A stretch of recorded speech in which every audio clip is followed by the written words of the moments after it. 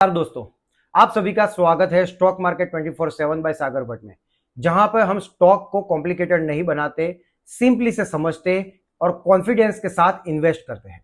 दोस्तों, आज शेयर बाजार में सबसे बड़ी खबर केपीआईटी टेक्नोलॉजी से आई है, जहां शेयर लगभग 17% की गिरावट देखने को मिल रही है। लेकिन क्या यह सिर्फ एक पैनिक सेलिंग है या फिर लॉन्ग टर्म इन्वेस्टर के लिए एक नई अपॉर्चुनिटी जोन तैयार हो रहा है? आइए जानते हैं इस गिरावट की पूरी वजह, महत्वपूर्ण सपोर्ट लेवल्स और आगे निवेशकों को किन बातों पर सबसे ज्यादा ध्यान लेना चाहिए। सबसे पहले अगर हम बात करते हैं कि इतनी बड़ी गिरावट आखिर आई क्यों। दरअसल कंपनी ने अपने Q1 यानी कि FY27 बिजनेस अपडेट में बताया है कि पिछले कुछ हफ्तों में बिजनेस की रफ्तार अचानक से धीरे हो गई है। अब कंपनी को उम्मीद है कि पहली तिमाही का जो रेवेन्यू आएगा वो पहले के अनुमान से भी कम रहेगा और इसका असर प्रॉफिट मार्जिन पर भी देखने को मिल सकता है। इसके पीछे सबसे बड़ा कारण है कि कंपनी ने यूरोप के बड़े दो ऑटोमोबाइल क्लाइंट से उनके जो एक है BMW और दूसरा फॉक्सवैगन, वो तेजी से कंपनी के R&D खर्च और कुछ प्रोजेक्ट की गति को धीमी कर रहे हैं, जिसका सीधा असर केपीआईटी के बिजनेस पर पड़ेगा।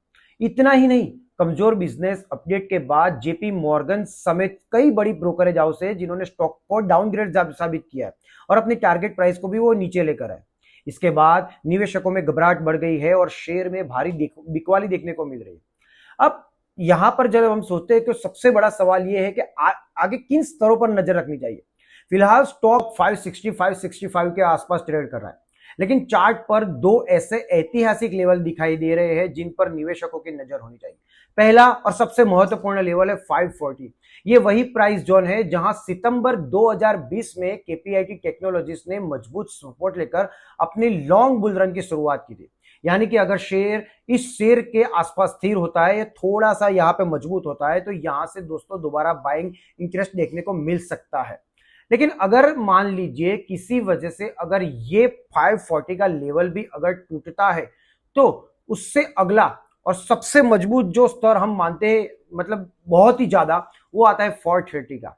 याद रखिए, मई 2022 और जून 2022 में स्टॉक ने लगातार 2 बार डेली चार्ट के ऊपर इसी जोन पे सबसे ज्यादा मजबूत सपोर्ट लिया था और यहां पे बायर्स को इनवाइट किया था और यहीं से फिर इस स्टॉक की लंबी बुल रन शुरू हुई थी जो 1900 यानी कि हाई तक वो स्टेक को ले गया था। तो यानी 540 और 430 ये दोनों स्तर लॉन्ग टर्म इन्वेस्टर के लिए सबसे ज्यादा महत्वपूर्ण बन जाते हैं और सबसे स्ट्रॉन्ग सपोर्ट यहां पे बनता है। लेकिन दोस्तों, दूसरी एक बात यह भी हमें समझनी है कि सिर्फ चार्ट देखकर निवेश का फैसला बिल्कुल मत लीजिए। साथ ही कंपनी के फंडामेंटल्स, मैनेजमेंट की जो पूरी गाइडलाइंस होती है उसे समझिए, कंपनी की ऑर्डर बुक क्या है, बिजनेस ग्रोथ को समझिए और आने वाले क्वार्टरली रिजल्ट को पूरी तरह से एनालाइज कीजिए। इन सभी पर लगातार नजर रखना बेहद जरूरी है। अगर आने वाले समय में कंपनी की गाइडलाइंस बेहतर होती है, यूरोप से नए ऑर्डर मिलने को शुरू होते हैं और बिजनेस ग्रोथ अगर दोबारा मजबूत होती है तो यही गिरावट भविष्य में एक बड़ा निवेश का एक अवसर माना जा सकता है। लेकिन अगर बिजनेस में कमजोरी बनी रहती है, सेम इसी तरह की कंडीशन रहती है, तो निवेशकों को थोड़ा धैर्य और रखना पड़ेगा। तो याद रखिए दोस्तों, शेयर बाजार में हर बड़ी गिरावट डर पैदा करती है, ये एक कठिन सत्य है। लेकिन इतिहास गवाह है कि कई बार ऐसी बड़ी गिरावटें ही भविष्य की सबसे बड़ी रैलियों की शुरुआत बनती है। तो इसलिए घबराकर फैसला मत लीजिए, ओवर पैनिक मत कीजिए, रिसर्च कीजिए, पूरी तरह से कंपनी के फंडामेंटल्स पर आप लोग नजर रखिए, उसका पूरी तरह से अभ्यास कीजिए और सही अवसर का इंतजार कीजिए।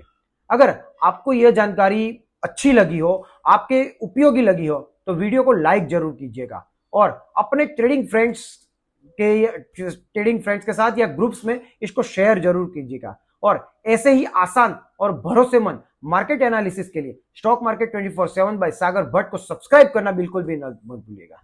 धन्यवाद।